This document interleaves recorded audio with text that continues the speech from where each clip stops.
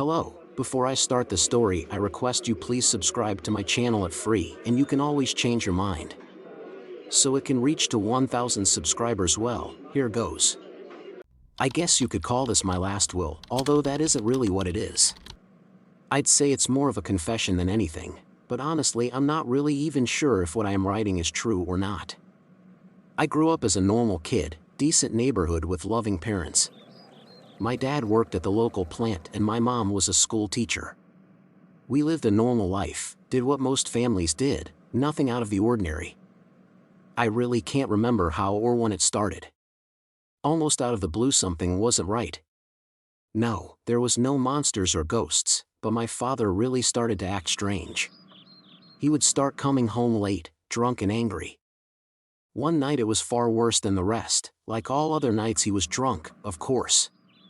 He came through the door mumbling about something I couldn't really understand. I ignored him like I usually did, and locked myself in my room.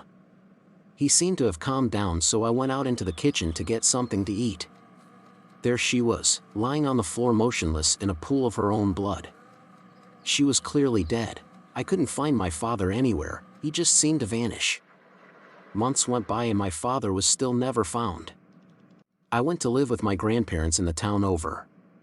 Everything started to go back to normal, well, as normal as it could be after you find your mother, after your father bludgeoned her to death. Nevertheless, I started making new friends and got back into a normal routine. A few years passed and the image of my mother's bloody body started to slip away. It could have been that I was really forgetting it, or it could be all the meds the psychiatrists had me on. Either way, I didn't care, I just wanted that horrible picture out of my mind for good.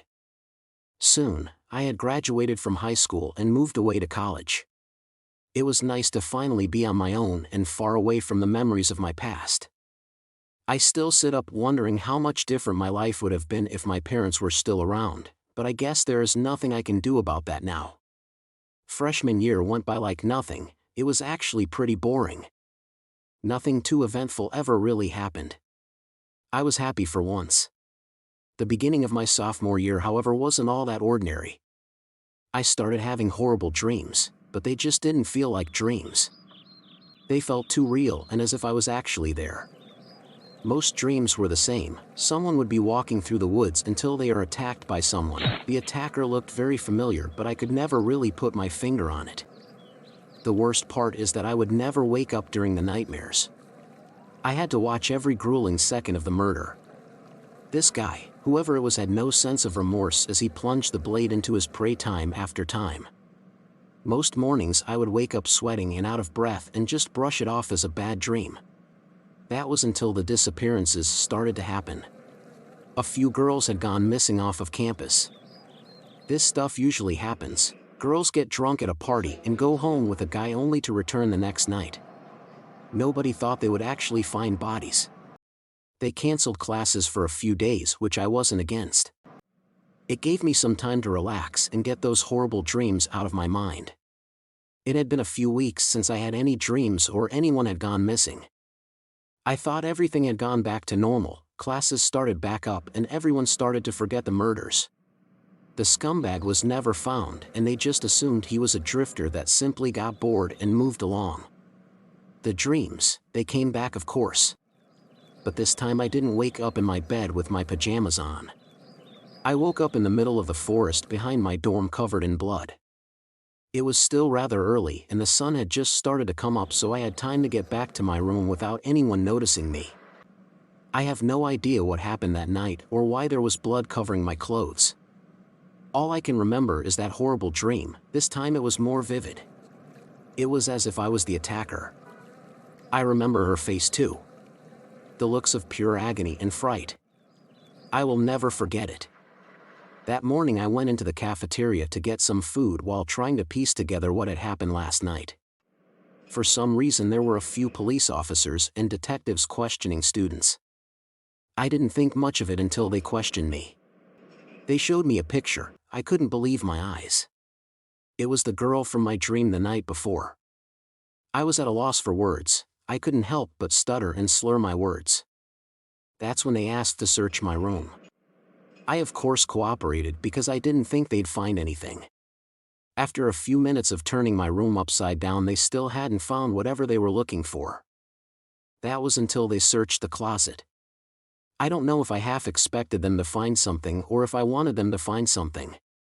Hidden in the ceiling underneath one of the tiles was a knife covered in blood. I couldn't believe my eyes. Was I the killer? Were all of the dreams real? I said nothing as they cuffed me and read me my rights.